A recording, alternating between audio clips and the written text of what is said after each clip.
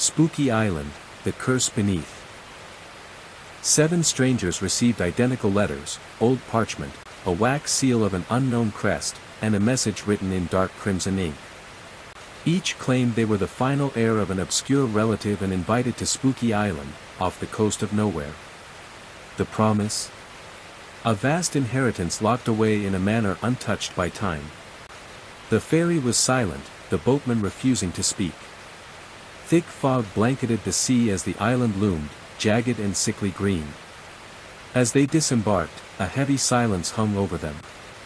The manor, twisting spires, cracked windows, and rotting walls, waited like a corpse about to inhale.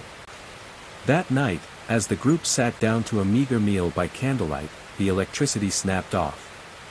A scream echoed from upstairs. They found Daniel, one of the 7, gone. His room showed no struggle, just black, wet footprints leading to the window and vanishing into the ocean. In search of answers, they explored the library and discovered a hidden panel behind an old shelf.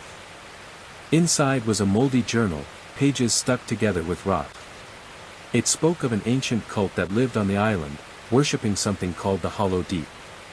The entries became erratic. It feeds on fear, on the marrow of thoughts. Do not remember it, or it will find you again. That night, Sarah began muttering in her sleep. When they tried to wake her, she carved symbols into the floor with a shard of mirror. Her eyes rolled back, and she shrieked, "The Hollow Deep sees. The Hollow Deep remembers." When she awoke, she didn't remember a thing.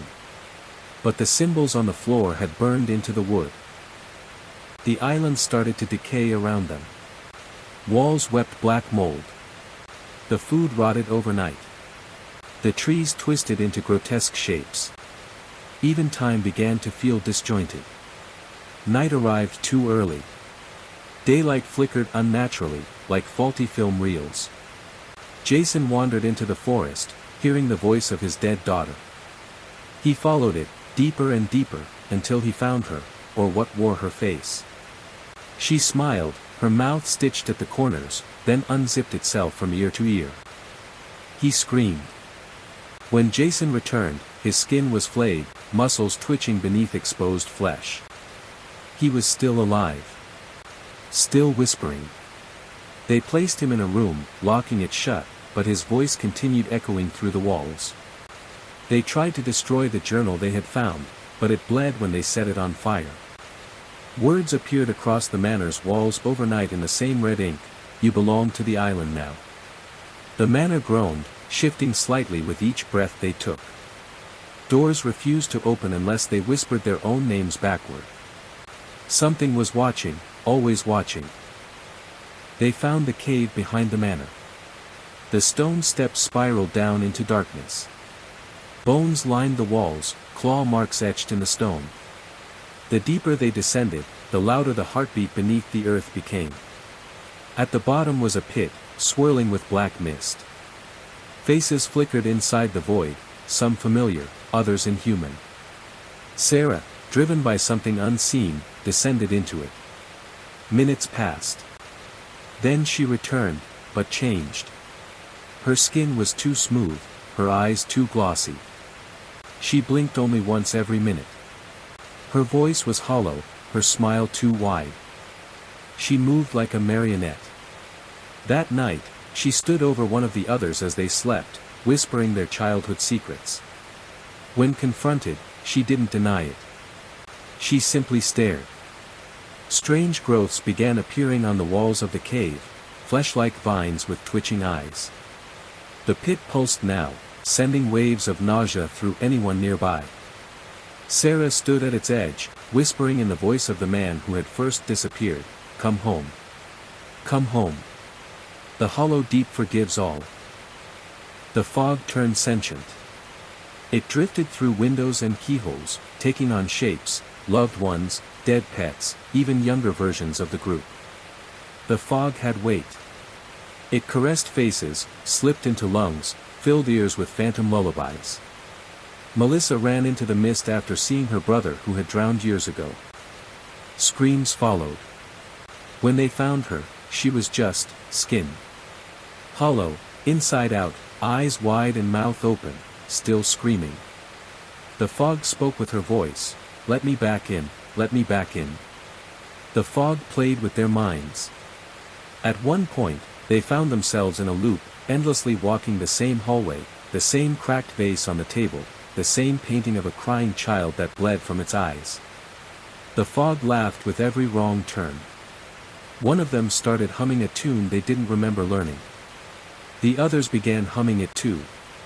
When they realized, they screamed, but couldn't stop. Their lips kept moving, bleeding from the effort. The song summoned more fog. More faces. Now only 3 remained. They descended below the manor where the altar waited.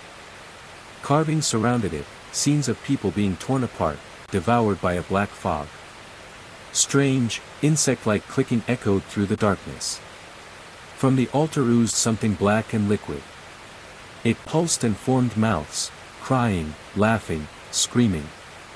It sang to them in voices they'd heard in their dreams. Mark was pulled forward. His limbs stretched, multiplied, and collapsed in on themselves. He split into infinite versions, each looping through different deaths, drowning, burning, eaten alive, and worse. His eyes remained open through all of it. The survivors tried to run, but the manor had sealed itself shut. The walls bled. The stairs turned to teeth. Time reversed in brief spasms, showing them the deaths of their friends over and over. Sarah, if it was still Sarah, opened her mouth wide and vomited salt water mixed with teeth. The altar whispered to them, "The God has no name. The God has no shape. You made it real. You gave it your faces." 2 remained. They tried to flee. The boat was still there, but the sea was no longer water. It was thick, black, and pulsing. Tentacles of vapor reached from the shore, grasping with ancient hunger. In desperation, one pushed the other into the sea, hoping a sacrifice would be enough. The sea accepted the offering. For a moment, the fog cleared. The final survivor escaped. Then, daylight. Birds chirped. Everyone was alive. Back in the manor. No one remembered. They laughed and introduced themselves, as if meeting for the first time. Only one remembered. Their smile was hollow. Their eyes constantly scanned the fog at the edge of the trees. Then came the whispers again. The flickering lights. The faint sound of footsteps. Spooky Island never lets you go. It lets you restart, so you can scream again.